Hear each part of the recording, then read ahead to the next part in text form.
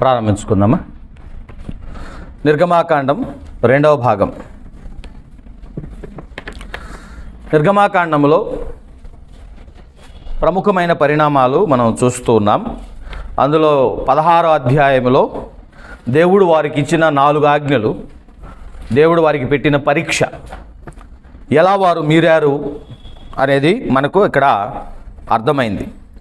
ఇక్కడ గమనిక 16వ అధ్యాయం అంటగా నిర్గమాకాండం 16ను అర్థం చేసుకోవడానికి మనం ఎక్కడికి వెళ్ళాము? ద్వితీయోపదేశకాండం 8వ అధ్యాయం 2-3 వచనాలు చదివాం. సో లేఖనమే వివరిస్తుంది. ఇది గమనించాలి. ఈ అర్థం ఎప్పుడైతే నిర్గమాకాండం 16లో మనం పొందామో, దీన్ని బట్టే ఆదికాండం 2-3 అధ్యాయాలలో ఏదైనా వనంలో ఏం జరిగిందో మనం అర్థం చేసుకోవాలి. రైట్. సో ఏదైనా వనంలో దీనిని బట్టి దేవుడు ఆదామును పరీక్షించాడు. మొత్తం మీద దేవుడు నరుని పరీక్షిస్తాడు. అది దేవుని హక్కు, అది దేవుని అధికారం. సృష్టికర్తకు సృష్టించినందుకు ఆయనకున్న అధికారం ఏంటంటే, తన పోలికలో తన స్వరూపంలో నిర్మించిన నరుని పరీక్షించడం అది ఆయనకు వచ్చిన హక్కు. అది అందుకనే దేవుడు అబ్రహామును పరీక్షించాడు. బిడ్డనిచ్చి పరీక్షించాడు. అక్కడ బిడ్డ, ఎందుకంటే అబ్రహాము ఆహారానికి పడేవాడు కాదు, ఆహారం దగ్గర నిష్టగా ఉంటాడు. అతనికి ఆహారం కంటే, అతనికి వెండి బంగారం కంటే, అందరికంటే ఎవరిష్టమని తెలుసుకున్నాడు? ప్రభు బిడ్డే ఇష్టమని తెలుసుకున్నాడు. ఆ ఏకైక పుత్రుని విషయంలో పరీక్షించాడు. సో దేవుడు నరుని పరీక్షిస్తాడు, మన బలాలను పరీక్షిస్తాడు, మన బలహీనతలను పరీక్షిస్తాడు. సో పరీక్షించుటకు ఆయనకు అధికారం కలదు. పరీక్షించుట పాపం కాదు, పరీక్షలో విఫలమవడం పాపం. దేవుడు మనలను పరీక్షించడం పాపం కాదు, ఆ పరీక్షలో మనం విఫలమవడమే పాపము. గనుక ఇక్కడ ఇశ్రాయేలీలు 16వ అధ్యాయంలో తప్పారు, దేవుని దగ్గర విఫలమయ్యారు. సో ఆ విధంగా 2 వారాల ముందు దేవుడు పెట్టిన పరీక్షకు విఫలమైన వాళ్ళు సీనాయి కొండ దగ్గరకు వచ్చి దేవుని దగ్గర నుండి 10 ఆజ్ఞలు పొందుకుంటున్నారు. సో నిర్గమాకాండానికి నా దృష్టిలో మూల అధ్యాయం 19-20 అధ్యాయాలు, మూల అధ్యాయాలు 19-20 అధ్యాయాలు. ఎందుచేత 19వ అధ్యాయంలో దేవుని ప్రత్యక్షత కలిగింది. అప్పటి వరకు ఇలాంటి ప్రత్యక్షత భూమి మీద జరగలేదు. దేవుడు ఆ విధంగా, సృష్టికర్త ఆ విధంగా ఒక కొండ మీద ఒక ప్రజలకు కనబడు నిమిత్తం ఆ రూపముతో ప్రత్యక్షమవడం అనేటువంటిది అదే మొదటిసారి, అండ్ బైబిల్ ప్రకారం అదే చివరిసారి. నిర్గమాకాండం 19లో 15వ వచనంలో ప్రభు రాకడ, సీనాయి కొండ మీదకి ఆయనకు జరిగిన రాకడ మనం అర్థం చేసుకోవాలంటే, ఈసారి ద్వితీయోపదేశకాండం 4వ అధ్యాయం 32-36 వరకు ఉన్న భాగాన్ని చదవాలి. అప్పుడే సీనాయి కొండ మీద దేవుని ప్రత్యక్షత మనకు అర్థమవుతుంది. ద్వితీయోపదేశకాండము 4వ అధ్యాయము 32-36 వరకు, 32-36 వరకు చదవండి. భూమి మీద నరుని సృష్టించిన దినము మొదలుకొని నీకంటే ముందుగా నుండిన మునుపటి దినములలో ఆకాశం యొక్క ఈ దిక్కు నుండి ఆకాశం యొక్క ఆ దిక్కు వరకు ఇట్టి గొప్ప కార్యము జరిగిన దీని వంటి వార్త వినబడిన అని నీవు అడుగు. నీవు దేవుని స్వరము అగ్ని మధ్య నుండి మాట్లాడట విన్నట్టు మరి ఏ జనమైనను విని బ్రతికెనా?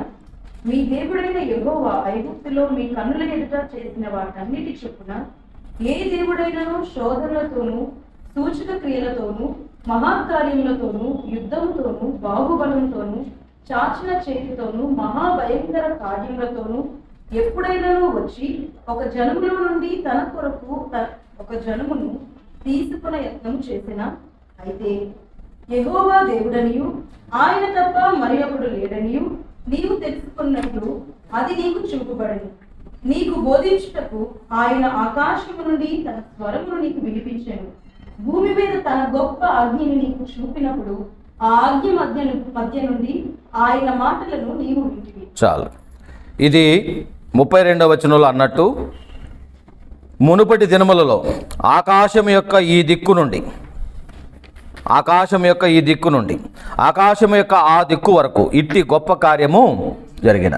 భూమి మీద నరుడు సృష్టించబడిన తరువాత, అనగా ఆదాము పుట్టిన తరువాత భూమి మీద ఇలాంటి కార్యం జరగల.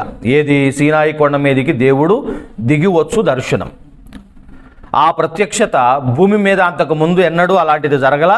ఆ తరువాత కూడా ఈ రోజు వరకు భూమి మీద ఇలాంటిది జరగల. అదే మొదటిది, ఆఖరిసారి. కనుక బైబిల్ గ్రంథములో ఈసారి ఇలా చెప్పనివ్వండి, పాత నిబంధన గ్రంథానికి ముఖ్య అధ్యాయము నిర్గమాకాండం 19 అధ్యాయం. ఓల్డ్ టెస్టిమెంట్ మొత్తానికి హైయెస్ట్ పాయింట్ ఏదంటే సీనాయి కొండ మీద దేవుని ప్రత్యక్షత. దాని లాంటిది ఓల్డ్ టెస్టిమెంట్లో ఇంకొకటి జరగల. సో పాత నిబంధనకు సీనాయి కొండ, క్రొత్త నిబంధనకు కలువరి కొండ. వారికి అలా ప్రత్యక్షమయ్యాడు, మనకు ఇలా ప్రత్యక్షమయ్యాడు. కనుక అందుచేత నిర్గమాకాండములో మనము దేవుని యొక్క ప్రత్యక్షత, సీనాయి కొండ మీద జరిగిన ప్రత్యక్షతను ప్రత్యేకముగా ఎంచాలి. దాని విలువేంటి? క్రైస్తవ సమాజానికి సీనాయి కొండ దర్శనం విలువేంటి? ఏంటంటే సీనాయి కొండ మీదకి ప్రభు వచ్చినప్పుడు ఆయన మాట్లాడటం ప్రారంభించారు. ఎక్కడ నుండి ఎక్కడ వరకు? 20వ అధ్యాయం 1వ వచనం నుండి 17వ వచనం వరకు 10 ఆజ్ఞల రూపంలో ప్రభు మాట్లాడారు. 20వ అధ్యాయం 1 నుండి 17వ వచనం వరకు 10 ఆజ్ఞలు ప్రభు మాట్లాడారు. ఆయన బహుశా ఇంకా ఎక్కువ మాట్లాడదామని అనుకున్నారు, 11వ ఆజ్ఞ కూడా చెబుదామని అనుకున్నారు. ఈలోపు ప్రజలు ఏం చేశారట చూడండి. ఆ 20వ అధ్యాయం 18వ వచనంలో మీరు మీ బైబిల్ చూస్తుంటే ఒక్కసారి 17వ వచనం ఏ ఆజ్ఞ? ఎన్నో ఆజ్ఞది? 10వ ఆజ్ఞ. 10వ ఆజ్ఞ అయిన తర్వాత 11వది రావాలి కదా లెక్క ప్రకారం. ప్రజలు ఏం చేశారంటే 18వ వచనంలో దేవుని మాట్లాడకుండా అడ్డుకున్నారని రాసింది. ఏమనన్నారంట చూడండి. ప్రజలందరూ ఆ గురుగులు, ఆ మెరుపులు, ఆ బూరధ్వనియు, ఆ పర్వత దుమ్మును చూచి భయపడి తొలగి దూరంగా నిలిచి మోషేతో ఇట్లనిది, నీవు మాతో మాట్లాడు, మేము విందుము. దేవుడు మాతో మాట్లాడిన ఎడల మేము చనిపోవుదుము. అది దేవుడు మాతో మాట్లాడితే, ఇలాగా ఆయన కంటిన్యూ చేస్తే, ఇలాగా ఆయన ఇంకా కొంచెంసేపు మాట్లాడితే, ఈ 10 మాట్లాడాడు, ఇంకో 10 కనుక మాట్లాడితే మేము చనిపోతాం. ఆయన స్వరం మేము వినలేం, మేము తట్టుకోలేకపోతున్నాం. ఆ సౌండు మా గుండెకి దడ వస్తుంది. మా ముసలోళ్ళు చనిపోయేటట్టున్నారు, మా పిల్లలు బెదురుతున్నారు, మా స్త్రీలు బెదురుతున్నారు. ఇట్లా ఆయన మాట్లాడి ఇలా కనపడితే ఈ దర్శనానికి భూకంపం. వాళ్ళు అప్పటికే 3 రోజులు స్నానాలు చేసి ఇల్లంతా ఊడ్చుకొని బట్టలన్నీ ఉతుక్కొని దుప్పట్లు ఉతుక్కొని వాళ్ళు 3 రోజుల నుండి కడగా ఉండి స్త్రీ పురుషులు కలవకుండా ఉండి 3 రోజుల నుండి ఈ కార్యం కొరకు ఎదురు చూశారు. సరే మంచిదే, దేవుడు వస్తున్నాడని చెప్పినందుకు వాళ్ళు సిద్ధపడ్డారు, కానీ ఇలాంటిది జరుగుతుందని అనుకోలే. ఎందుకంటే అప్పటి వరకు వాళ్ళు ఏమనుకున్నారంటే బైబిల్లో ఇలా రాసి ఉంది. యెహెజ్కేలు గ్రంథం 20వ అధ్యాయం 28వ వచనంలో, యెహెజ్కేలు గ్రంథం 20వ అధ్యాయం 8వ వచనంలో వాళ్ళంతా ఐగుప్తులో నుండి వచ్చేటప్పుడు, ఇప్పుడు మన అమ్మాయి రాహేలు వాళ్ళ నాన్నగారి దగ్గర నుండి వచ్చేటప్పుడు ఏం చేసింది? సంచిలో ఏం తెచ్చుకుంది? ఆ ప్రతిమలు, ఆ విగ్రహాలు తెచ్చేసుకుంది. అలాగే ఇశ్రాయేలీలు కూడా ఐగుప్తు నుండి వచ్చేటప్పుడు అప్పటి వరకు వాళ్ళు పూజిస్తూ ఉన్న దేవతల బొమ్మలు వాళ్ళ సంచుల్లో తెచ్చుకున్నారని రాస్తుంది. 20వ అధ్యాయము 8వ వచనం యెహెజ్కేలు గ్రంథం. అయితే వారు నా మాట విననొల్లక నా మీద తిరుగుబాటు చేసి తమకిష్టమైన హేయ కృత్యములు చేయటం మానలేదు, ఐగుప్తీయుల విగ్రహములను పూజించటం మానలేదు. కనుక వారు ఐగుప్తీయుల దేశంలో ఉండగానే నేను నా రౌద్రము వారి మీద కుమ్మరించి నా కోపం వారి మీద తీర్చుకొందునని నెలకొట్టింది. సో మొత్తం మీద ఐగుప్తులో ఉండంగా వాళ్ళు విగ్రహారాధనలో పాల్గొన్నారు. లేదంటే అంత సునాయాసంగా వాళ్ళు దూడ చేయించుకోరు. దూడనే ఎందుకు చేయించుకున్నారంటే బహుశా ఐగుప్తులో ఉండంగా వాళ్ళు దూడని పూజించిన వాళ్ళు కనుక ఆ విధంగా విగ్రహారాధనలో వాళ్ళు పాల్గొని ఉన్నారు. కనుక విగ్రహం ఎలాంటిదంటే వచ్చేసేటప్పుడు వాళ్ళు పండుకోబెట్టి తలుపేసి వచ్చేస్తారు. తెల్లారే మళ్ళీ వెళ్ళి పాట పాడి లేపుతారు. లేపి స్నానం చేపిస్తారు, పాలతోనో దేనితోనో స్నానం చేపిస్తారు. చేపించి మళ్ళీ అన్నీ చేసి భోజనం పెట్టి మళ్ళీ పండుకోబెట్టి వచ్చేస్తారు. మళ్ళీ పొద్దున్న వెళ్ళి మళ్ళీ లేపుతారు. అనగా ఎవరి మాట వింటున్నారు? భక్తుడు దేవత మాట వింటున్నాడా? దేవత భక్తుని మాట వింటుందా? దేవతే భక్తుని మాట వింటోంది. ఇది వాళ్ళకి తెలుసు.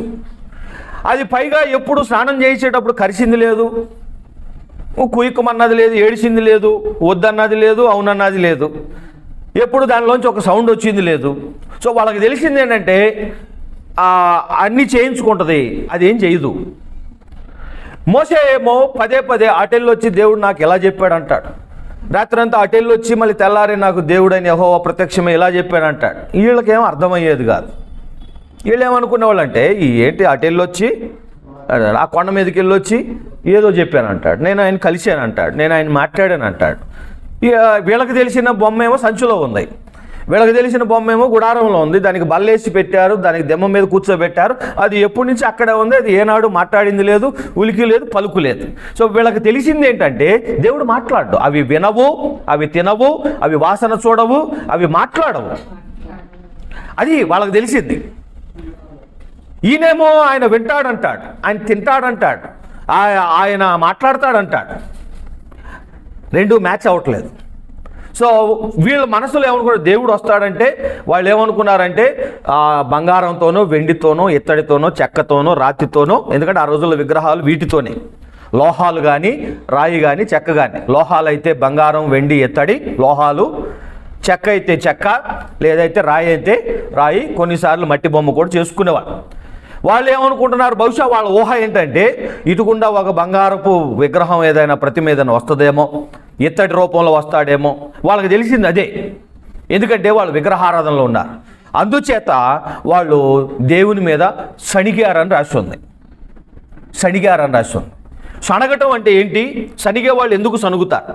సణిగే వాళ్ళు ఎందుకు సణుగుతారు? వీళ్ళు ఎన్నిసార్లు సణిగారు? 5 సార్లు సణిగారు. 5 సార్లు సణిగారు. 14:10 నిర్గమాకాండం. మొదటి సణుగుడు. ఇశ్రాయేలీయుల పాపానికి పేరు సణుగుడు. ఎందుకు సణిగారు? నంబర్ 1, వాళ్ళు నిర్గమాకాండం, మన గ్రంథం నిర్గమాకాండం కనుక నిర్గమాకాండంలో వాళ్ళు 5 సార్లు పాపం చేశారు, 5 తిరుగుబాట్లు చేశారు. మొదటి తిరుగుబాటు 14:10, రెండవ తిరుగుబాటు 15:25, మూడో తిరుగుబాటు 16:2, నాలుగో తిరుగుబాటు 17:2, ఐదో తిరుగుబాటు ఆఖరిది 32వ అధ్యాయం 1 నుండి 8 వచనాలు. ఈ 5 తిరుగుబాట్లు ఇశ్రాయేలీయులు చేశారు.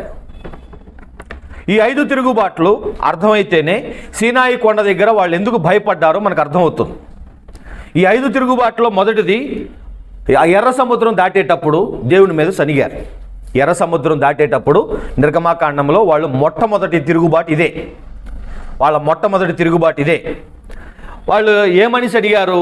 మాకు ఐగుప్తులో సమాధులు లేవని మేము చనిపోవటానికి ఇక్కడ తీసుకొచ్చావా అని మోషే మీద, అహరోను మీద సనగడం ప్రారంభించారు. అప్పుడు మోషే దేవునికి ప్రార్థించాడు.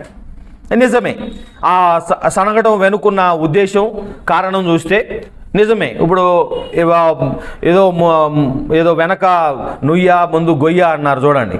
వీళ్ళకు కూడా ముందు సముద్రం ఉంది, వెనకాల సముద్రం లాంటి సైన్యం వస్తూ ఉంది. ఏం చేయాలి? పిల్లలు మరి ఆడవాళ్ళతో తీసుకొస్తే యుద్ధం ఎట్ట చేస్తాం?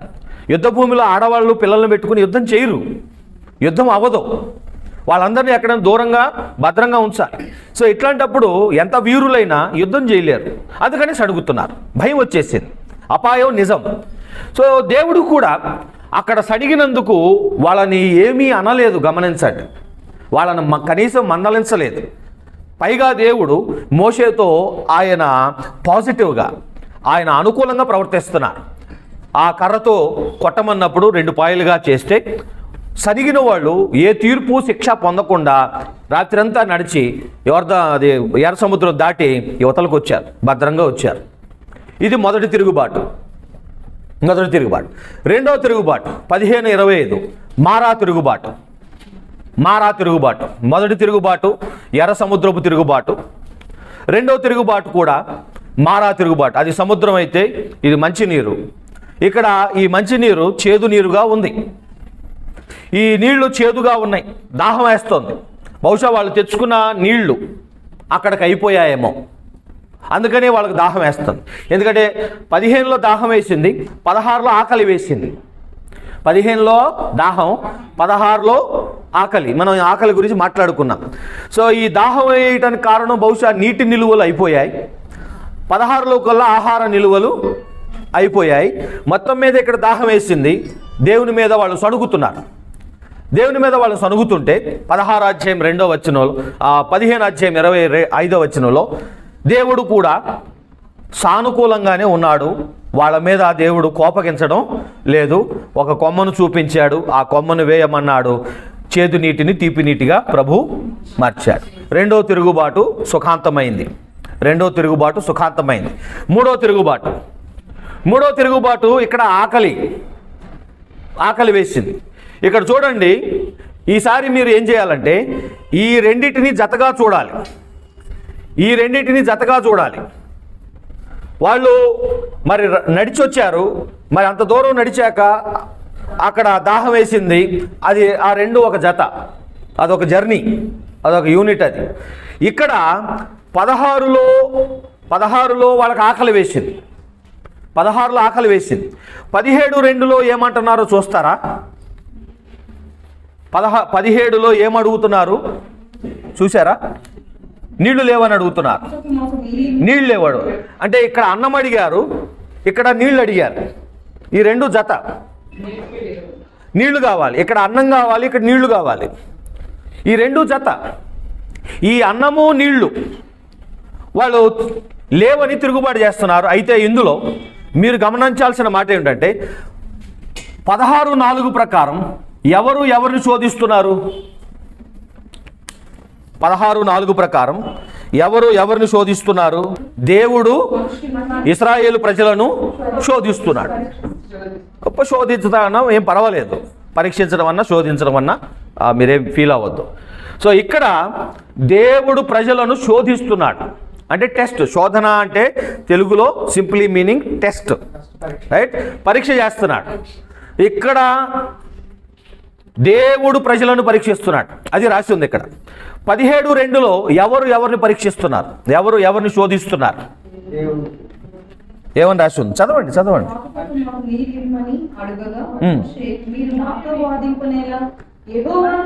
యెహోవాను శోధింపనేలా. అది. సో ఈ రెండు తిరుగుబాట్ల విశ్లేషణ జాగ్రత్త చూడండి. ఇక్కడేమో మొదటిది 16:2లో మన్నా విషయంలో దేవుడు వాళ్ళను పరీక్షిస్తున్నాడు. పరీక్షకు ఎలా పరీక్షించాడో మనం చూసున్నాం. 4 ఆజ్ఞలు ఇచ్చి మన్నానిచ్చి వాళ్ళు పరీక్షించాడు. అలా పరీక్షిస్తున్నాడు. ఇక్కడేమో వీళ్ళేం చేశారు? ప్రజలు దేవుని పరీక్షిస్తున్నారు. అంటే ఇక్కడ ఆకలి నిజం కాదు, ఇక్కడ దాహం నిజం కాదు. అది దాని అర్థం. ఆకలి దేవుడు కలుగ చేశాను అని చదివాంగా. ఇక్కడ దాహం కూడా ఎలాంటిదంటే రండి 78వ కీర్తనలో ఇది బూటకపు దాహం, ఇది నాటకపు దాహం. అక్కడ ఏమని రాసి ఉందో చూడండి. 78వ కీర్తన 14 నుండి చదవండి ఎవరైనా. పగటివేళ మేఘంలో నుండి రాత్రి నుండి అగ్ని ప్రకాశంలో నుండి ఆయన వారికి త్రోవ చూపెను. అరణ్యంలో ఆయన బండలు తీసి సముద్రమంతా సమృద్ధిగా వారికి నీరు త్రాగనిచ్చాడు. బండలో నుండి ఆయన నీటి కాలువలు రప్పించాడు, నదుల వలె నీళ్లు ప్రవహింపజేశాడు. ఆయనకు విరోధంగా ఇంకను పాపము చూడవచ్చేది. అడవిలో మహోన్నతుని మీద తిరుగుబడేది. వారు తమ ఆశ కొలది ఆహారము నడుపుచు తమ హృదయములలో దేవుని శోధించిరి. Note the point. అది కావాలి మనకి. చదవండి. ఈ అరణ్యములో శోధించడం అంటే ఏంటో ఆ 18వ వచనంలో ఉన్న మాటని 19 వివరిస్తుంది. శోధించడం అంటే ఎట్లాగా? ఈ అరణ్యములో దేవుడు భోజనం సిద్ధపరచగలడా అంటే చూడండి, చెయ్యగలడా? క్వశ్చన్. రైట్. అంటే ఆ ఆహారం ఇయ్యగలడా? Next line. నీళ్లు కాలువలై పారాను. ఆయన ఆహారము ఇయ్యగలడా? నీళ్లు ఇయ్యగలడా? టెస్ట్ చేయాలి, దేవుని పరీక్షించాలి. అంటే వీళ్ళకు తెలిసిన దేవుళ్ళు దేవతలు ఎవరు? వెండి బంగారం, చెక్క రాయి, వీళ్ళకి తెలిసినవి. ఆ వాటికే పెట్టారు కానీ అవి ఎప్పుడు వీళ్ళకి ఏదో పెట్టినట్టు ఏమీ లేదు. సో ఈ మోషే పద్దాక ఏమంటున్నాడు, అటెళ్ళొచ్చి ఇటెళ్ళొచ్చి నా దేవుడు కనపడ్డాడు అంటున్నాడు, దేవుడు నాతో మాట్లాడాడు అంటున్నాడు, ఇలా జరిగింది అలా జరిగింది అంటున్నాడు. వీళ్ళకేంటంటే అసలు దేవుడు మాట్లాడతాడా, దేవుడు మాట్లాడతాడా? డ్యూటరానమీ 4:28 ద్వితీయోపదేశ కాండము 4:28. అక్కడ మీరు మనుషుల చేతి పని అయిన కర్ర రాతి దేవతలను పూజించలేరు. అవి చూడవు వినవు తినవు వాసన చూడవు. అట్లాంటి వాళ్ళకి తెలుసు. వీళ్ళకి తెలిసిన దేవీ దేవతలు అదే ఐగుప్తులో వాళ్ళ థియాలజీ ఇలాంటిది. దైవజ్ఞానం, థియాలజీ అంటే దైవజ్ఞానం. వాళ్ళ దైవజ్ఞానం ఎలాంటిదంటే దేవుడు అనేటువంటి వాడు చూడడు, దేవుడు అనేటువంటి వాడు వినడు, మాట్లాడు, వాసన చూడడు, చేతులున్నా కూడా రక్షించడు. 115 కీర్తన. కాళ్ళున్న నడవడు, చేతులతో రక్షించడు, ఆయన కదలడు, ఆయన మాట్లాడు. మోషే ఏమో పూర్తిగా దానికి వ్యతిరేకంగా మాట్లాడుతున్నప్పుడు వీళ్ళు ఆయన వినడు కదా సణిగేవాళ్ళు. అదేంటంటే ఇప్పుడు భార్య భర్త మీద కానీ భర్త భార్య మీద కానీ, ఇప్పుడు ఆయన ఆ గదిలో ఉన్నాడు అనుకోండి, ఇక్కడ లేడు కనుక భార్య భర్త మీద సణుగుతుంది అనుకుందాం. ఇక్కడ లేడు, ఈ గదిలో లేడు, ఆ గదిలో ఉన్నాడు, అది అక్కడ ఉన్నాడు. అందుకని ఇశ్రాయేలీలు కూడా వాళ్ళకి తెలిసింది ఏంటంటే దేవుడు సంచులో ఉన్నాడు, దేవుడు అక్కడెక్కడో బీరువాలో ఉన్నాడు, ఆయనకి వినపడదు. అందుకని సణిగేవాళ్ళు. వీళ్ళకి తెలియంది ఏంటంటే వాళ్ళ మధ్యన ఎక్కడ 2-3 కూడి ఉంటాడో వాళ్ళ మధ్యన దేవుడు ఉంటున్నాడు, వాళ్ళు అనేవన్నీ వింటున్నాడు అనేది వాళ్ళకి గ్రహించలేకపోయారు. వాళ్ళకి ఆ మాట తెలియదు, పూర్తిగా తెలియదు. ఈరోజు మీకు నాకు తెలిసినట్లుగా మన మధ్యన దేవుడు ఉన్నాడు, ఇక్కడ ఉన్నాడు, మన మాటలు వింటున్నాడన్న అవగాహన మనకు ఒంటికి మన చర్మానికి ఎలా అయితే ఉందో ఇక్కడ ఉన్నాడన్న అవగాహన, భయం ఎలాగైతే వాళ్ళకి లేదు, వాళ్ళకి తెలియదు, అలాంటి ఊహ లేదు. దేవుడు వాళ్ళ మధ్యన ఉంటాడు. అందుకనే వాళ్ళు ఎలాంటి వాళ్ళు అంటే, మోషే గారు అందరినీ పిలిపించి దేవుడు నాకు ఇలా చెప్పాడు అని అంటే వీళ్ళు వెనక్కి వెళ్ళిపోయి దేవుడు చెప్పాడంట. ఎక్కడైనా దేవుడు చెప్పడం అన్నామా? ఐగుప్తులో పెద్ద వాళ్ళని చూసాం మనం. ఐగుప్తులో పెద్ద పురోహితులను చూసాం, మాంత్రికులను చూసాం, సోదెగాళ్ళను చూసాం, మంత్రులను చూసాం, ప్రవక్తలను చూసాం. ఎప్పుడైనా వచ్చి దేవుడు ఇలా చెప్పాడని ఎవరైనా అన్నారా? ఈ మోషే అహరోను అన్నదమ్ములు పద్దాక ఇదంతా నాటకం చేస్తున్నారు వీళ్ళు, ఇదేదో బూటకం లాగా ఉంది, ఏదో మనల్ని మాయ చేస్తున్నారు వీళ్ళిద్దరూ. పద్దాక దేవుడు చెప్పాడు అంటున్నాడు కదా, వాళ్ళ మాటల్లాగా ఉన్నాయి, సణుగుతున్నారు.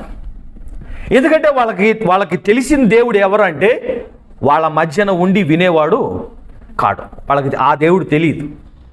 వాళ్ళ మధ్యన ఉంటాడు, వాళ్ళ ఇంట్లో ఉంటాడు, వాళ్ళ గదిలో ఉంటాడు, వాళ్ళ ప్రక్కనే ఉంటాడు, వాళ్ళు మాట్లాడే వాళ్ళ తలంపులు కూడా పూర్తిగా ఎరిగిన వాడై ఉంటాడు.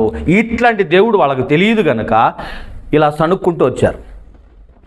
ఆఖరికి సనుగులాట ఎంత దూరం వెళ్ళిందంటే సనుగులాట ముదిరి శోధించే స్థాయికి వెళ్ళారు.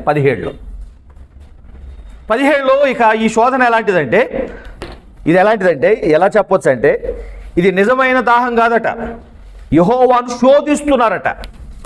శోధించడం అంటే ఏంటంటే ఇప్పుడు చూడండి, బైబిల్ మొత్తంలో ముఖ్యంగా ఈ 40 సంవత్సరాల అరణ్యయాత్రలో వాళ్ళకు దాహం వేసినట్లుగా 3 సార్లు మాత్రమే రాస్తుంది. 3 సార్లు మాత్రమే. Note the point.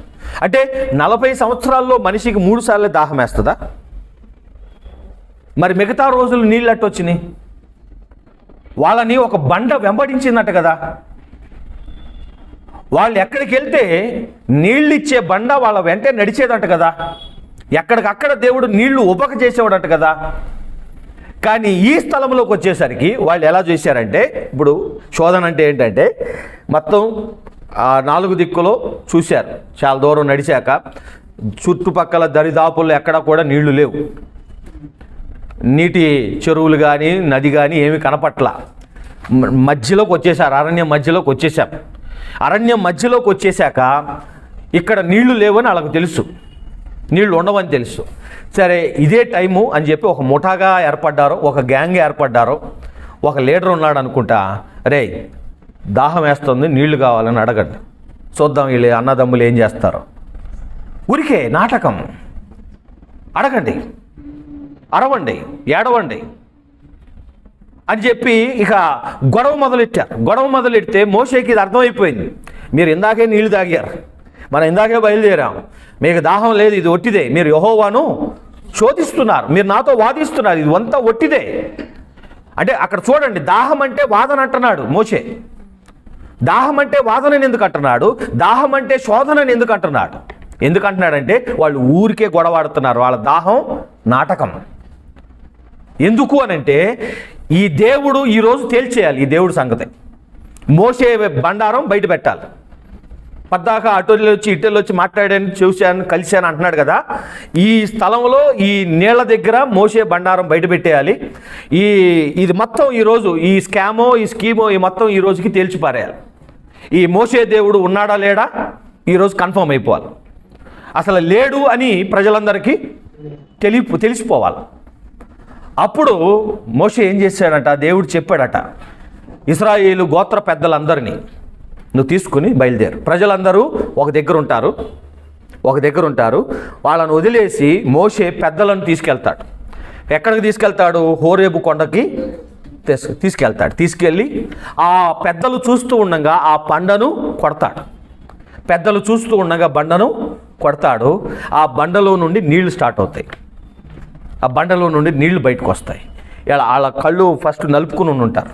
ఏం జరిగిందిరా, బండను కొట్టడం ఏంటి, నీళ్ళు రావటం ఏంటి, ఏం చేశాడు? మనమేమో ఇంకొక లెక్కలో ఈ బండారం బయట పెట్టాలని మనం ఇది మొదలెడితే మనకి పూర్తిగా అసలు ఊహకే అందని ఈ స్కీమ్ స్టార్ట్ చేశాడు. బండను కొడితే నీళ్ళు రావటం ఏంటి, ఇది ఎక్కడది అని చెప్పేసి వాళ్ళు మొత్తానికి ఏదో మాయ అనుకున్నారేమో. నీళ్లు కూడా టచ్ చేసి ఉంటారు నాకు తెలిసి, నిజమైన నీళ్ళ బోటకపు నీళ్ళ అని టచ్ చేసి దాన్ని ముట్టుకుంటే నిజమైన నీళ్ళే, తాగితే నిజమైన నీళ్ళే, దాహం తీరుతుంది. ఈలోపు అక్కడ రాసిన మాట ఏంటంటే ఆ బండ దగ్గర నుండి నీళ్లు బయలుదేరి మరి ఎన్ని కిలోమీటర్లో మనకి ఊహకి కష్టం. సుమారు కొందరు 50 కిలోమీటర్లు అన్నారు, కొందరు 100 కిలోమీటర్లు అన్నారు. ఆ 50-100 కిలోమీటర్ల దూరం ఆ నీళ్లు బండ దగ్గర నుండి బయలుదేరి ప్రజలను వెతుక్కుంటూ వచ్చిందట. నీళ్లు ప్రవాహంగా వీళ్ళ వైపు వస్తే వీళ్ళు సౌండ్ వస్తుందని చూసుంటారు ఈ తిరుగుబాటు చేసిన వాళ్ళందరూ. ఏంటి వస్తున్నాయి అన్నారు, ఏంటి నీళ్లు వచ్చేస్తున్నాయి. అరణ్యంలో నీళ్లు ఎత్తుక్కుంటా మన దగ్గరికే వస్తున్నాయి. ఫస్ట్ వీళ్ళు కూడా వాళ్ళ కళ్ళు నలుపుకొని నమ్ముండరు ఆ పెద్దల్లాగా బండ దగ్గర జరిగినట్టు. ఆ నీళ్లు దగ్గరగా వస్తే వాళ్ళు తాగి వాళ్ళ పశువులు కూడా తాగాయట. అప్పుడు వాళ్ళకి అర్థమైంది మోషే దేవుడు ఉన్నాడు, ఏదో అనుకున్నాం కానీ అన్నాడు. ఇంకా వాళ్ళకి డౌటే, ఎందుకంటే తర్వాత కూడా అనేక తిరుగుబాట్లు చేశారు. సో ఈ విధంగా 4 తిరుగుబాట్లు. ఇప్పుడు నిర్గమాకాండం 19లో రండి. నిర్గమాకాండం 19లో ఏం జరుగుతుందో చూడండి. వచ్చేస్తే మొదటిసారి 3వ వచనంలో మోషే ఎక్కిపోవగా అని రాసి ఉందా? ఎక్కిపోవగా. ఇక మీదట దాన్ని ట్రేస్ చేస్తాం మనం. మోషే కొండ ఎక్కడం. ఎక్కిపోతే దేవుడు నీవు యాకోబు కుటుంబీకులతో ముచ్చటించి ఇశ్రాయేలీయులకు తెలుపవలసినది ఏమనగా ఏం చెప్పాడు? నేను ఐగుప్తీయులకు ఏమి చేసితునో మిమ్మను గెద్దరెక్కల మీద మోసి నా యొద్దకు మిమ్మును ఎట్లు చేర్చుకుంటునో మీరు చూచితిరి. కాగా మీరు నా మాట శ్రద్ధగా విని నా నిబంధన అనుసరించి నడిచిన ఎడల మీరు సమస్త జనులలో నాకు స్వకీయ సంపాద్యమగుదురు. సమస్త భూమియు నాదే కదా. మీరు నాకు యాజక రూపమైన రాజ్యముగాను పరిశుద్ధమైన జనముగాను ఉందురని చెప్పుము. నీ ఇశ్రాయేలుతో పలుకవలసిన మాటలు ఇవే అని చెప్పగా చాలు. సో 3వ వచనంలో మోషే ఎక్కిపోతే దేవుడు 4 నుండి 6 వచనాల వరకు ఒక మెసేజ్ ఇచ్చాడు.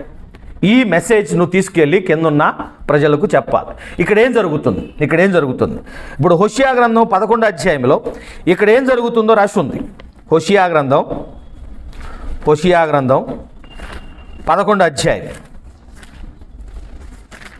దేవుడు ఇశ్రాయేలీయులను ఐగుప్తులో నుండి అరణ్యంలోనికి తెచ్చినప్పుడు ఏం జరిగిందట? 1వ వచనం.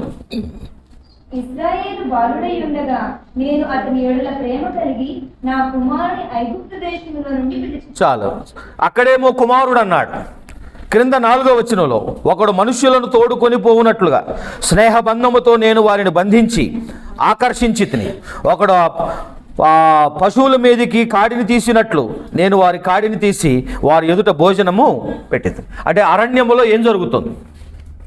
అరణ్యములో ఏం జరుగుతుంది? స్నేహబంధముతో బంధించి వారిని ఆకర్షించి వారిని బయటికి తెచ్చాడట.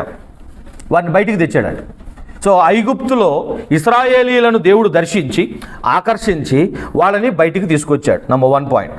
యెహెజ్కేలు గ్రంథం 16వ అధ్యాయం తీసుకొచ్చి 8వ వచనంలో ఏం చేశాడు? మరియు నేను నీ వద్దకు వచ్చి నిన్ను చూడగా ఇష్టము పుట్టించు ప్రాయము నీకు వచ్చి ఉండెను గనుక నీకు అవమానం కలగకుండా నిన్ను పెండ్లి చేసుకుని నీతో నిబంధన చేసుకొనగా నీవు నా దానవైతివి. అనగా నిర్గమాకాండం 19వ అధ్యాయంలో ఏం జరుగుతుంది? దేవుడు ఐగుప్తులో ఇశ్రాయేలీయులను దర్శించి ఆకర్షించి స్నేహబంధంతో బంధించి వెలుపలికి తెచ్చి వాళ్ళని ఇష్టమైన ప్రాయం కలిగిందని చూసి వాళ్ళని పెండ్లి చేసుకున్నాడని రాస్తుంది. సో ఇక్కడ ఏం జరుగుతుంది? పెండ్లి వ్యవహారం జరుగుతుంది. ఇశ్రాయేల్ ఎవరు? పెళ్లి కూతురు. ఇశ్రాయేల్ దేశం పెళ్లి కుమార్తె. పెళ్లి కుమారుడు ఎవరు? యెహోవా దేవుడైన యెహోవా పెండ్లి కుమారుడు. ఇశ్రాయేల్ దేశం పెండ్లి కుమార్తె. ఈ పెళ్లి కొడుకుకి పెళ్లి కూతురికి మధ్యవర్తి ఎవరు? మోషే. ఈ పెళ్లి కొడుకుని కలవడానికి కొండ మీదకి వెళ్ళాడు. పెళ్లి కూతురు కొండ కింద ఉంది. ఈయన కొండ మీద ఉన్నాడు. పెళ్లి కొడుకు మాట్లాడుతున్నాడు, నా పెళ్లి కూతురికి వెళ్ళి నువ్వు ఇవన్నీ చెప్పు, నువ్వు వధువుకి వెళ్ళి ఇవన్నీ చెప్పు. అప్పుడు మోషే నిర్గమాకాండం 19లో 7వ వచనంలో మోషే వచ్చి, నోట్ ద పాయింట్, 3వ వచనంలో ఎక్కిపోగా అని రాసిందా? అక్కడ ఎక్కాడు, ఇక్కడ దిగాడు. సో మొదటి విడత పూర్తయింది. మోషే సీనాయి కొండ ఎన్నిసార్లు ఎక్కాడు? మొదటిసారి ఎక్కాడు, దిగొచ్చాడు, వచ్చి పెళ్లి కూతురికి చెప్పాల్సినవన్నీ చెప్పాడు. ప్రజల పెద్దలను పిలిపించి యెహోవా తనకు ఆజ్ఞాపించిన ఆ మాటలన్నీ వారి ఎదుట తెలియపరిచాను. అందుకు ప్రజలు పెళ్లి కూతురు ఏమంది? యెహోవా చెప్పినదంతయు చేసేదమని ఏకముగా ఉత్తరం ఇచ్చారు. అప్పుడు మోషే తిరిగి వెళ్ళి, అంటే ఎక్కడికి వెళ్ళాడు? కొండ మీదకి వెళ్ళాడు. సెకండ్ టైం మోషే కొండ మీదకి రెండోసారి ఎక్కడ ఎక్కుతున్నాడు? 19:8లో ఎక్కుతున్నాడు. 3లో ఎక్కి 7లో దిగాడు. ఇప్పుడు 8లో ఎక్కుతున్నాడు. మోషే తిరిగి వెళ్ళి ప్రజల మాటలను యెహోవాకు తెలియజేశాను. యెహోవా మోషేతో, ఇదిగో నేను నీతో మాట్లాడున్నప్పుడు ప్రజలు విని నిరంతరము నీ యందు నమ్మిక ఉంచునట్లు నేను కారుమబ్బులో నీ యొద్దకు వచ్చేదనని చెప్పాను. మోషే ప్రజల మాటలను యెహోవాతో చెప్పగా, అంటే మళ్ళీ కిందికి వచ్చాడు. 8లో ఎక్కాడు, 9లో దిగాడు. మోషే ప్రజల మాటలు యెహోవాతో చెప్పగా, యెహోవా మోషేతో, నీవు ప్రజల యొద్దకు వెళ్ళి నేడును రేపును వారిని పరిశుద్ధపరచుము. వారు తమ బట్టలు ఉదుకుకొని 3వ నాటికి సిద్ధముగా నుండవలెను. 3వ నాడు యెహోవా ప్రజలందరి కన్నుల ఎదుట సీనాయి పర్వతం మీదికి దిగవచ్చును. నీవు చుట్టూ ప్రజలకు మేరను ఏర్పరిచి, మీరు నా పర్వతం ఎక్కవద్దు, దాని అంచును ముట్టవద్దు, భద్రము సుమి. ఈ పర్వతం ముట్టు ప్రతివానికి మరణశిక్ష తప్పక విధింపబడవలెను. ఎవడునూ చేతితో దాన్ని ముట్టకూడదు. ముట్టినవాడు రాళ్లతో కొట్టబడవలెను, లేక పొడవబడవలెను. మనుషుడు గాని మృగము గాని బ్రతుకు కూడదు. బోరధ్వని చేయనప్పుడు వారు పర్వతం యొద్దకు రావలెను. అప్పుడు మోషే పర్వతం మీద నుండి ప్రజల యొద్దకు దిగి వచ్చి, ఎక్కడెక్కాడు? 8లో ఎక్కాడు. ఎక్కడ దిగాడు? 9 కాదండి, క్షమించండి, 13లో దిగాడు. రైట్, 8లో ఎక్కి 13లో దిగి వచ్చాను. 13 కాదు, 14లో దిగి వచ్చాను. 14లో దిగి వచ్చాను. Note the point. సో రెండోసారి, సో పెళ్లి కూతురికి పెళ్లి కొడుకుకి మధ్యన మోషే తిరుగుతున్నాడు. పెళ్లి కూతురు చెప్పింది తీసుకెళ్ళి పెళ్లి కొడుకు చెప్తున్నాడు, పెళ్లి కొడుకు చెప్పింది తీసుకొచ్చి పెళ్లి కూతురికి చెప్తున్నాడు. ఆయన ఏమన్నాడంటే 3 రోజుల్లో పెళ్ళి, నేను వస్తున్నా అంటే 45 డేస్ జర్నీ వాళ్ళు దేనికి చేశారు? పెళ్ళికి. 45 డేస్ వాళ్ళు యాత్ర చేసి వాళ్ళు ఐగుప్తు నుండి సీనాయి పర్వతం దగ్గరికి ఎందుకు వచ్చారు? వివాహం కొరకు, నిబంధన కొరకు. వివాహము చేసుకోవడానికి దేవుడు వాళ్ళని అక్కడికి రప్పించాడు, వివాహం చేసుకోవడం. సో వాళ్ళు ఎందుకు తిరుగుబాటు చేశారు? ఇన్నిసార్లు ఎందుకు తిరుగుబాటు చేశారు? సీనాయి కొండకు రాకముందు వాళ్ళు 4 తిరుగుబాట్లు చేశారు. 4 తిరుగుబాట్లు. సీనాయి కొండకి వాళ్ళు 19లో వచ్చారు. 19 నాటికే వాళ్ళు ఎన్ని చేస్తున్నారు? అది ఇట్లాంటి పెళ్లి కూతుర్ని ఎవరైనా పెళ్లి చేసుకుంటారా? ఇన్నిసార్లు మారం వేసింది దారి మధ్యలో, ఇన్నిసార్లు అడ్డం తిరిగింది, ఇన్నిసార్లు తిరుగుబాటు చేసింది, పెళ్లి కొడుకు మీద ఎన్నోసార్లు తిరుగుబాటు చేసింది, సణిగింది.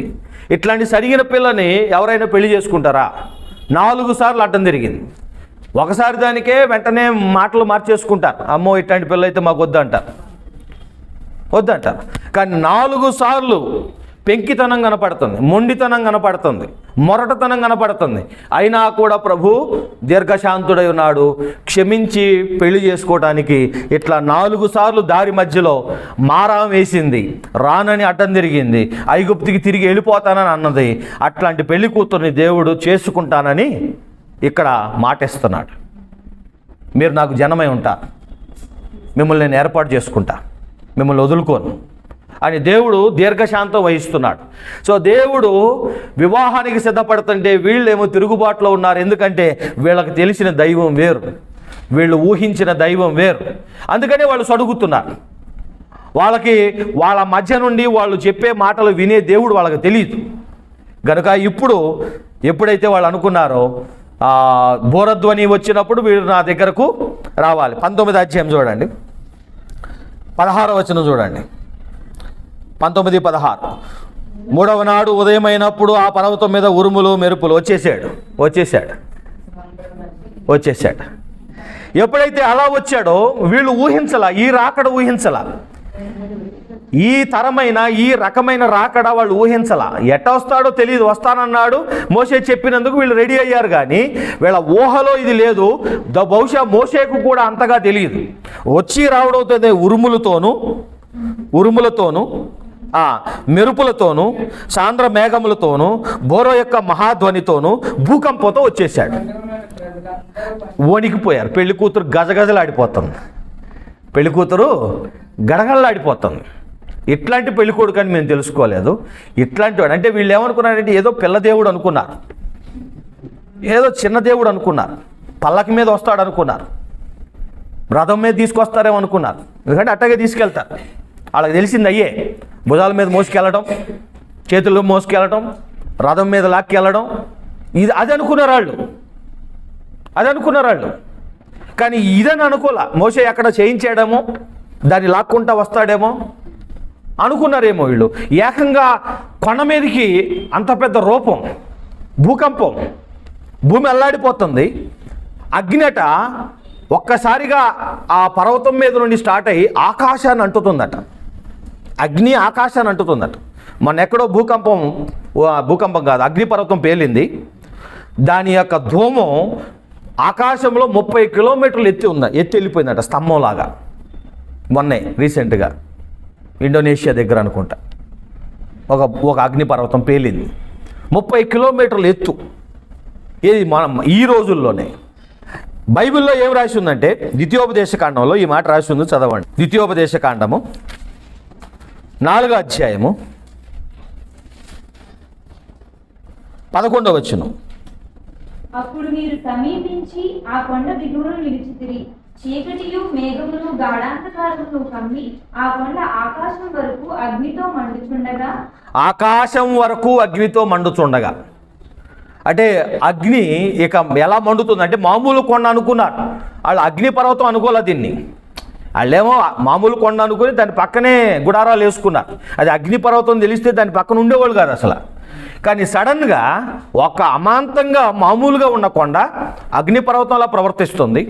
భూకంపం వచ్చేసింది, అగ్ని మండుతోంది, చుట్టూ కారు మబ్బులు వచ్చేసాయి, అందులో నుండి ఉరుములు వస్తున్నాయి, మెరుపులు వస్తున్నాయి, అందులో నుండి ఒక పెద్ద శబ్దం మాట్లాడుతుంది, ఒక పెద్ద శబ్దం మాట్లాడుతుంది. సో మోషే అదే అంటున్నాడు, చదవండి. అగ్ని మధ్య నుండి మీతో మాట్లాడాను, మీరు వింటిరి కానీ. అంటే ఇప్పుడు ఏది దేవుడు? కొండ దేవుడా? మీరు చూడండి, జాగ్రత్తగా వినండి. కొండ దేవుడా?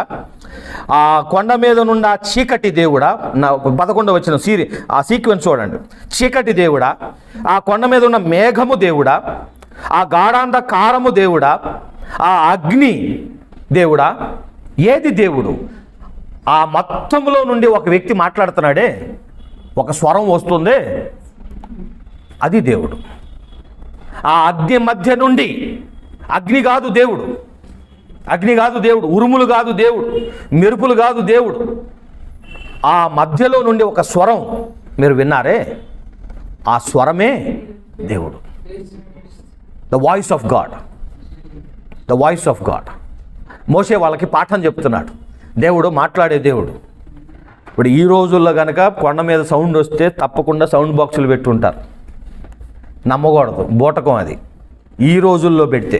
ఎందుకంటే ఈ రోజుల్లో పిఏ సిస్టమ్ కనిపెట్టారు, సౌండ్ సిస్టమ్ కనిపెట్టారు. వెనకటికి మోసే దినాల్లో కరెంటు లేదు, సౌండ్ సిస్టమ్ లేదు.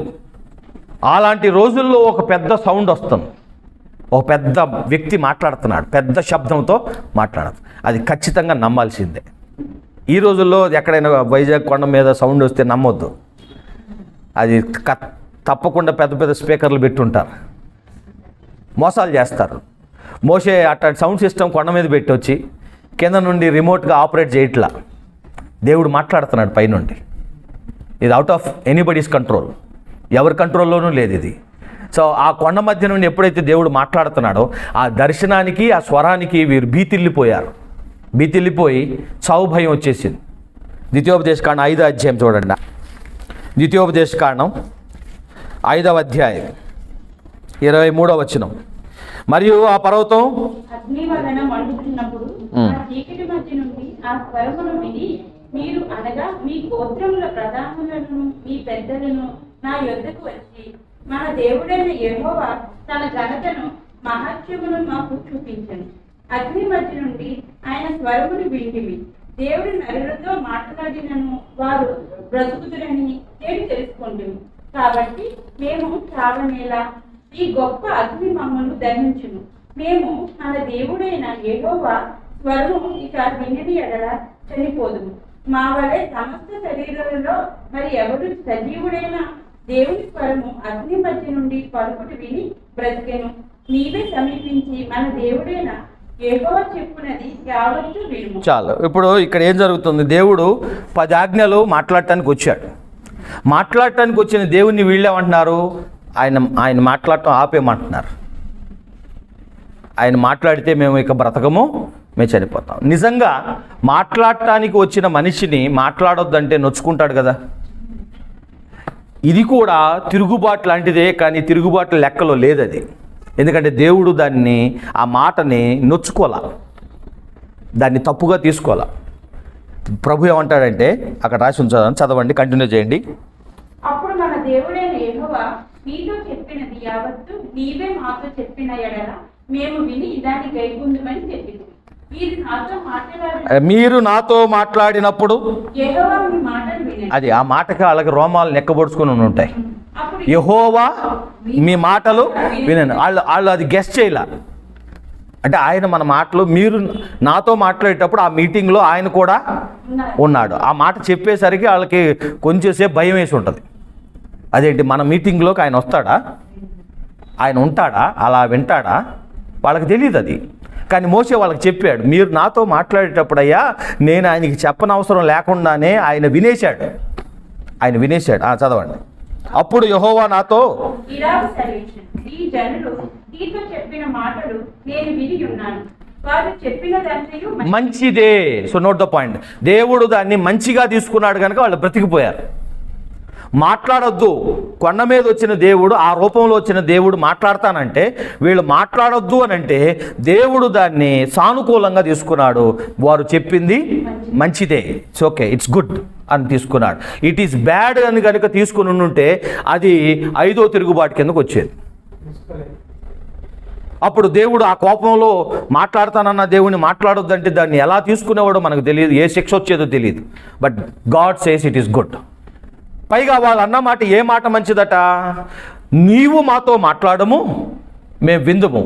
సో వాళ్ళు మోసేతో మన భాషలో చెప్పాలంటే ఏమంటున్నారంటే, మోసే మేమేదో పిల్ల దేవుడు అనుకున్నాం, మేమేదో బొమ్మ దేవుడు అనుకున్నాం, ఏదో రాయో చెక్కో అనుకున్నాం, మేము ఇట్లాంటి పిడుగు లాంటి దేవుడిని నువ్వు కాంటాక్ట్లో ఉన్నావని మాకు తెలియదు, మేము ఏదో అనుకున్నాం.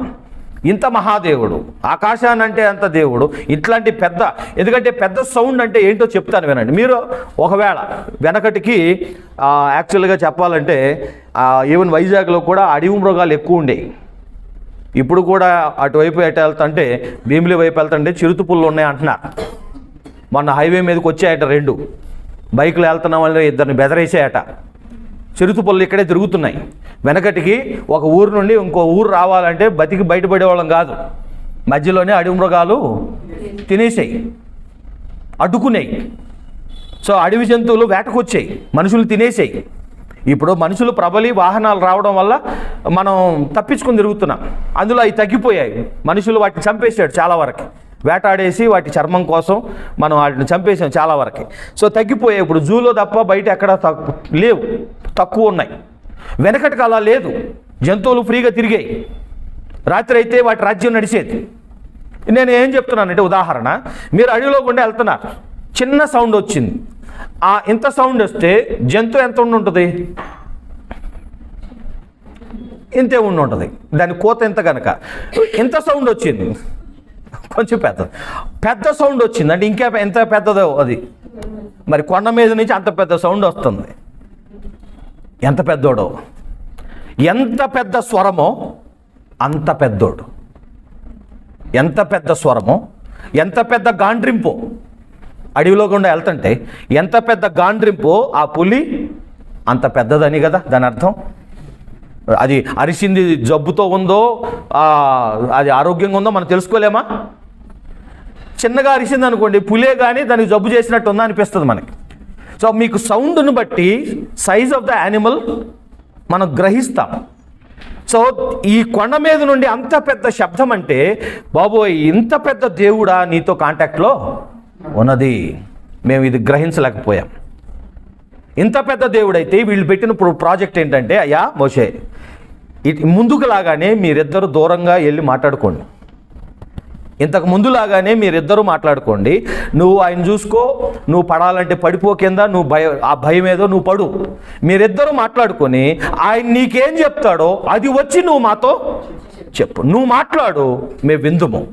ఆయన మాట్లాడితే మేము చనిపోతాం. ఈ మాటకి ప్రవక్త పుట్టాడు. This is the birth of prophet. ప్రవక్త ఎక్కడ పుట్టాడంటే సీనాయి కొండ దగ్గర పుట్టాడు. ఎక్కడ పుట్టాడంటే 20వ అధ్యాయం 18వ వచనంలో పుట్టాడు. అది ప్రజల మాట వలన పుట్టాడు. అది దేవుడు దాన్ని ప్రార్థనగా తీసుకున్నాడు, ఒక ప్రపోజల్గా తీసుకున్నాడు. అది తిరుగుబాటుగా తీసుకోలే. దేవుడు మాతో మాట్లాడితే చనిపోదుము, నీవు మాతో మాట్లాడుము, మేము వింటాము అనే మాటకి దేవుడు సమ్మతించిన వలన దేవునికి ప్రజలకి మధ్యన ఒక సందేశకుడు పుట్టాడు. సందేశకుడు లెక్కైతే దేవుడు ప్రతి ఆదివారం ఈ బలిపీఠం మీదకి రావాలి, ఈ కొండ మీదకి రావాలి, వచ్చి ఈ చర్చితో మాట్లాడాలి. కానీ ఈ ప్రజలు ఆ దర్శనం చూసిరనే గుండాగి చనిపోతారు. అందుకనే దేవుడు ఒక్కసారికే సరిపోతుంది చాలని చెప్పి ఒక్కసారికి ప్రజలను భయపెట్టడానికి భయంకర రూపంతో ఒక్కసారి వచ్చాడు అంతే. ఇక మళ్ళీ మళ్ళీ రాడు. ఎందుకంటే మళ్ళీ మళ్ళీ వస్తే ప్రజలు బ్రతకరు, చచ్చిపోతారు. అందుకనే దేవుడు ప్రవక్తలను పుట్టించాడు, పాస్టర్ గారిని పుట్టించాడు. ప్రవక్త అనగా పాస్టర్ గారు ఏం చేస్తారంటే దేవుని సన్నిధికి వెళ్ళి దేవుని సందేశం తీసుకుని, అయ్యా ప్రజలకి, వాళ్ళు నీ ప్రజలకి నేనేం చెప్పాలి అని మోషే దేవుని దగ్గరికి వెళ్ళి సందేశం తీసుకుని ఒక కొరియర్ లాగా, ఒక రిపోర్టర్ లాగా వచ్చి దేవుని ప్రజలకి, అయ్యా దేవుడు ఇది చెప్పాడు, ఈరోజు దేవుడు ఇది మాట్లాడుతున్నాడు అని చెప్పి దేవుని మాటను ప్రజలకు చెప్పడం. ఈ ప్రపోజల్తో, ఈ ప్రార్థనతో ప్రవక్త పుట్టాడు. సో ప్రవక్త ఎక్కడ పుట్టాడు? 10 ఆజ్ఞల తర్వాత పుట్టాడు. 10 ఆజ్ఞలు దేవుడు మాట్లాడాడు. 11వ ఆజ్ఞ మాట్లాడొద్దన్నారు. ఇక మీదట ఏదైనా ఉంటే నువ్వు మోషేకి చెప్పు, మోషే వచ్చి మాతో చెబుతాడు, మేము మోషే మాట వింటాం, మాకు ఈ వాయిస్ సరిపోతుంది. మోషే అప్పటికే మాట మాంద్యం గలవాడని రాస్తుందిగా. ఈ నత్తిగా మాట్లాడినా మాకు ఈయనే కావాలి, కొంచెం అటు ఇటుగా మాట్లాడినా మాకు ఈయనే సెట్ అవుతున్నాడు, ఆయన వద్దు మాకు. దీనివల్ల ఏం జరిగింది? దేవుని పట్ల భయము పుట్టింది. మీరు బైబిల్లో యెహోవా యందలి భయభక్తులు అనే మాట చదువుతారు కదా. యెహోవా యందలి భయభక్తులు అని అంటే భయం అంటే ఏంటి? భయం అంటే ఏంటి? చాలామంది చిన్నప్పుడు నాకేం చెప్పారంటే భయం అంటే గౌరవం అన్నారు, భయం అంటే రెస్పెక్ట్ అన్నారు, ఆనర్ అన్నారు. ముసలివాళ్ళు వస్తే చిన్నవాళ్ళు లేచి నిలబడతారు చూడు, ఆ టైప్ అన్నారు, అలాంటిది అన్నారు. నాకు అలా చెప్పారు. మరి మీకు ఎలా చెప్పారు? బైబిల్లో దేవుని భయం అంటే అది ఉత్తుత్తి భయం కాదు, అది అక్షరాల నిజముగా చచ్చేంత భయం, గడగడ వణికిపోయేంత భయం. ఇది ఏదో ఉట్టుట్టి భయం కాదు. దేవుని భయం అంటే, దేవునికి భయపడటం అంటే అక్షరాల నిజంగా గడగడ వణికిపోవటం.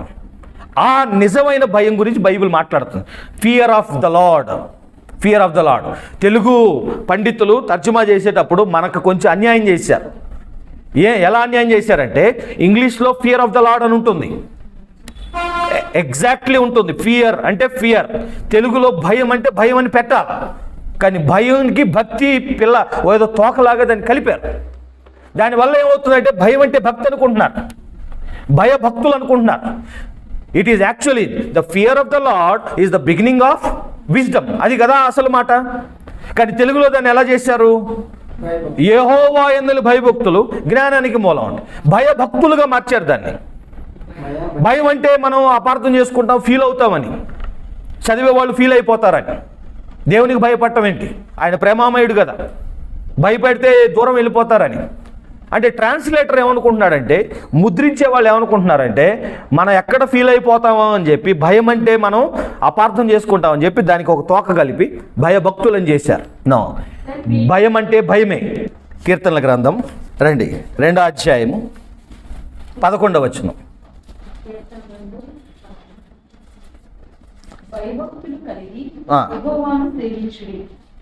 గడగడ వణుకుచు, అది భయభక్తులు అని అంటే the fear of the lord. దేవుణ్ణి గడగడ వణుకుచు ఆయన్ని మనము ఆయన సన్నిధిలో ఉండాలి, ఆయన పట్ల మనం కలిగి ఉండాలి. సో ద ఫియర్ ఈజ్, అది ఎక్కడ పుట్టింది? ఈ ఫియర్ దేవుడు ఎక్కడ పుట్టించాడు? సీనాయి కొండ దగ్గర పుట్టించాడు.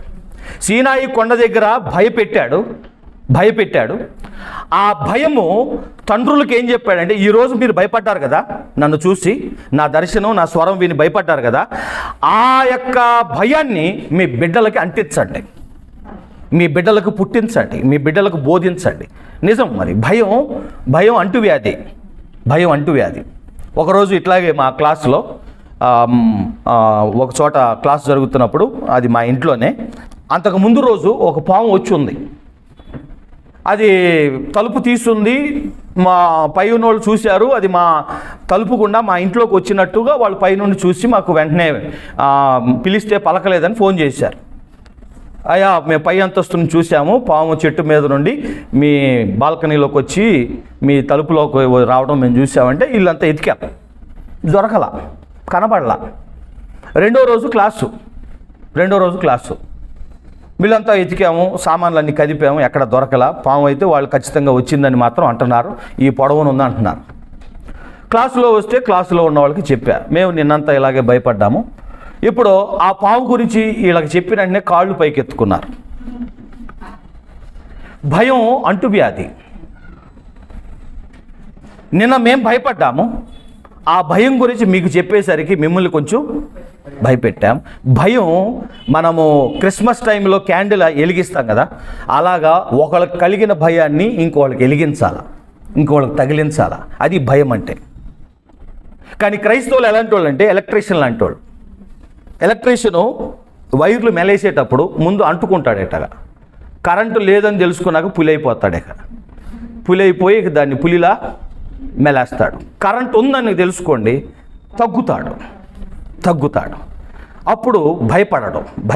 వెనకటికి ఇలాగే ఒక గ్రామంలో ఈనాడు పేపర్లో చదివాను, ఈ పైన పొలాల్లో పెద్ద వైర్లు వెళ్తాయి కదా, ఈ లావు వైర్లు, పెద్ద స్తంభాలు, ఆ హై టెన్షన్ వైర్లు తెగి పడిపోతే ఆ వైర్లు పైన చూడటమే కానీ కింద ఎప్పుడు దగ్గరగా చూసింది లేదు. ఈ ఊరోళ్ళు, కరెంట్ డిపార్ట్మెంట్ వాళ్ళు రిపేర్ చేస్తూ ఉంటే ఈ ఊరోళ్ళు ఎలా నుంచున్నారంటే ఆ వైరు మెలుకులు తిరిగి వీళ్ళందరూ ఆ వైరు మీదే కాలు పడేటట్టు నిలబడి ఉన్నారు. అది ఏ రూపంలో ఉంటే వీళ్ళు కూడా అదే రూపంలో దాని మీద వరుసగా ఆ వైర్ మీదే కాలు పెట్టి నిలబడి ఉన్నారు, 2 కాళ్ళు. అయితే రిపేర్ చేసేటప్పుడు ఏం జరిగిందంట, అక్కడ డిపార్ట్మెంట్లో ఒక్కసారి ఏదో స్విచ్ ఆన్ చేసి ఆఫ్ చేశారట. ఒక్కసారిగా కరెంట్ వచ్చిపోయిందట. ఆ వైర్ మీద ఉన్న వాళ్ళందరూ అక్కడికక్కడ నల్లగా మాడిపోయారట. కరెంటు లేదనేసరికి భయం లేదు, కరెంటు లేదనేసరికి భయం లేదు. ఏం చేయదు. పాస్టర్ గారు ఊరికే భయపెడతాడు, అగ్ని వచ్చేస్తుంది, శిక్ష వచ్చేస్తుంది, శాపం వచ్చేస్తుంది అని పాస్టర్ గారు ఊరికే భయపెడతాడు.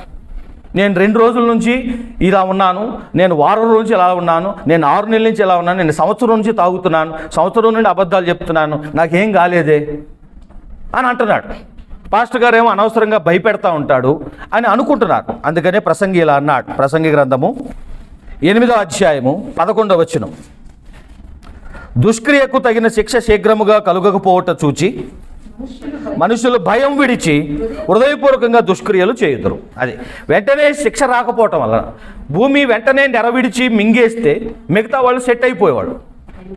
కానీ అలా జరగట్లా. వెంటనే పైనుండి పిడుగుబడి, అబద్ధం చెప్పిన వాడి మీద వెంటనే పిడుగుబడి, లేదా దొంగతనం చేసిన వాడి మీద వెంటనే పిడుగుబడి, వ్యభిచారం చేసిన వాడి వెంటనే పిడుగుబడి, చంపేస్తే కాల్చేస్తే భయం ఉంటుంది. కానీ వెంటనే శిక్ష కలగకపోవటం వలన, వెంటనే శాపం రాకపోవడం వలన మనిషి ఏమనుకుంటున్నాడంటే ఏం లేదు, ఎలక్ట్రీషియన్ లాగా అనుకుంటున్నాడు. కరెంటు లేదు కదా, పులిలాగా కరెంటు వైర్లను మెలేసేస్తున్నాడు. ఎందుకంటే వెంటనే రావడం లేదు, ఏమీ అవ్వడం లేదు. కానీ దేవుని భయం అంటే, బైబిల్లో దేవుని భయం అంటే అక్షరాల సీనాయి కొండ దగ్గర వాళ్ళకి ఏదైతే చచ్చేంత భయం కలిగిందో ఆ చచ్చేంత భయమే fear of the lord means. ఆ భయము ఒక తరానికి దేవుడు కలిగించాడు, ఒక తరానికి దేవుడు అంటించాడు. వీళ్ళు ఆ తర్వాత భోజన బల్ల దగ్గర వాళ్ళ పిల్లలు కూర్చున్నప్పుడు, వాళ్ళు లేచినప్పుడు, వాళ్ళు నడుచున్నప్పుడు వాళ్ళకి ఇది చెప్పాలి, ఇది చెప్పాలి. సో ఇది ఎక్కడ పుట్టింది? నిర్గమాకాండము సీనాయి కొండ మీద దైవ దర్శనంతో పుట్టింది, దేవుని ప్రత్యక్షతతో పుట్టింది, దేవుని ప్రత్యక్షతతో పుట్టింది. సో ఈ విధంగా ఇక మీదట నుండి ఇక దేవుడు ఏమంటాడంటే, ఈ వచనం చదువుదాం రండి. ద్వితీయోపదేశకాండము 5వ అధ్యాయము, ద్వితీయోపదేశకాండం 5వ అధ్యాయం. వారు నీతో చెప్పిన మాట మంచిది, 29వ వచనం, 5:29. వారికిని వారి సంతానమునకును నిత్యమును క్షేమము కలుగునట్లు వారు నా యందు భయభక్తులు కలిగి నా ఆజ్ఞలన్నిటిని అనుసరించిన మనసు వారికి ఉండిన మేలు. ఇక చాలు, భయపెట్టాను, ఈ భయం కంటిన్యూ చేస్తే చాలు, ఈ భయంలో ఉంటే చాలు, నాకు ఇంకేం అక్కర్లేదు, నేను వెళ్ళిపోతాను. ఈ రూపంతో ఇక మళ్ళీ నేను వీళ్ళకి కనబడను, రాను. వాళ్ళకి ఈ భయం ఉంటే చాలు, నేనంటే ఇలాంటి వాడను అని మీకు గుర్తుంటే చాలు. సో ఇక మీదట ప్రభు ఇంకేమంటున్నాడంటే, నేను ఇంకేం అడగల, నేను మిమ్మల్ని ఇంకేం అడుగుతాను. 10వ అధ్యాయం 12, 13 వచనాలు. ద్వితీయోపదేశకాండం 10, 12, 13. కాబట్టి ఇశ్రాయేలు నీ దేవుడని యెహోవాకు భయపడి, నోట్ ద పాయింట్, భయపడి ఆయన మార్గములన్నిటిని నడుచుచు ఆయనను ప్రేమించి నీ దేవుడైన యెహోవాను నీ పూర్ణ మనసుతోను నీ పూర్ణ ఆత్మతోను సేవించి నీ మేలు కొరకు నేడు నీకు ఆజ్ఞాపించు యెహోవా ఆజ్ఞలను కట్టడలను అనుసరించి నడుచుకొందునను మాట కాక నీ దేవుడైన యెహోవా నిన్ను మరేమి అడుగుతున్నాడు. ఇంకేం అడుగుతున్నాను నేను? జస్ట్ ఫియర్ మీ, అంతే. నాకు భయపడండి, నాకు భయపడుము, భయపడి నా మార్గముల్లో నడువుము అన్న ఒక్క మాట తప్ప నేను మీ బంగారం అడిగానా, మీ వెండి అడిగానా, అడుగుని అడిగానా, పెద్ద కుమార్తెను అడిగానా, మీ తలలు అడిగానా, మీ ఆస్తులు అడిగానా? నేనేమడుగుతున్నా? నాకు భయపడి నా మార్గములలో నడవమనే మాట తప్ప, ఆ మాట గాక నేను ఇంకేం అడుగుతున్నాను? ఈ మాట ఎక్కడ పుట్టింది? సీనాయి కొండ. సో నిర్గమాకాండం 19వ అధ్యాయం, 20వ అధ్యాయం, ఈ 2 అధ్యాయాలు పాత నిబంధనకే కాదు బైబిల్ మొత్తానికి మూలం. ఎందుకంటే క్రైస్తవుడు కూడా దేవునికి భయపడమని మనకు బైబిల్ చెబుతూ ఉంది. మనము దేవుని భయంలో ఉండాలని వాక్యం మనకు చెబుతోంది. ఈ దేవుని భయం ఎక్కడ పుట్టింది? మనము కూడా సీనాయి కొండ దగ్గరికి వెళ్ళాలి, ఆ దర్శనం చూసి చదివి విని ఆ భయం మనకు కలిగించుకోవాలి. ఆ భయంతో శాశ్వతంగా ప్రభు వచ్చేంత వరకు మనం బ్రతకాలి. ఎందుకంటే భయము, దేవుని భయము చెడుతనమును విసర్జింపజేస్తుంది. దేవుని భయము మనలను పాపము చేయకుండా కాపాడుతుంది. కనుక ఆ భయము ఈవేళ మనకు, మన బిడ్డలకు దేవుడు కలిగించునుగాక. ప్రార్థన. ప్రేమగల మా తండ్రి, ఈ మాటలు ముద్రించి మా వినికిడిలో నీవు స్థిరపరిచి శాశ్వతంగా నీ రాకడ పర్యంతము నడిపించమని క్రీస్తు నామములో ప్రార్థించి వేడుకొనుచున్నాను మా తండ్రి. ఆమేన్.